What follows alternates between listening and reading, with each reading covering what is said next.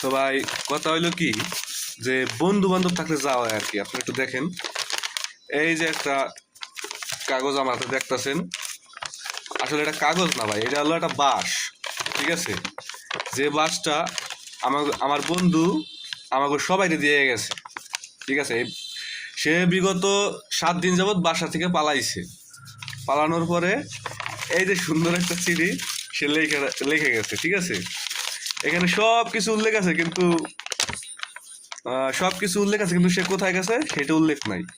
ঠিক আছে, এখানে অনেক কিছুই উল্লেখ আছে, যেমন সে কত সুন্দর সুন্দর কাজ করছে এবং কত কিছু করছে, সেইগুলো ঠিকঠাক মতো উল্লেখ করছে, কিন্তু এখানে শুধু আমাদের কিছুই উল্লেখ নাই। আর এবার তুই বাসা থেকে যাবি যা, কিন্তু উল্লেখ করে যাবি যে আমরা আমার এই যাওয়ার পেছনে এদের কোনো হাত নাই। এখন তো ভাই বন্ধুর ফ্যামিলি থেকে ভাই সেই লেভেলের চাপ দিতেছে ভাই।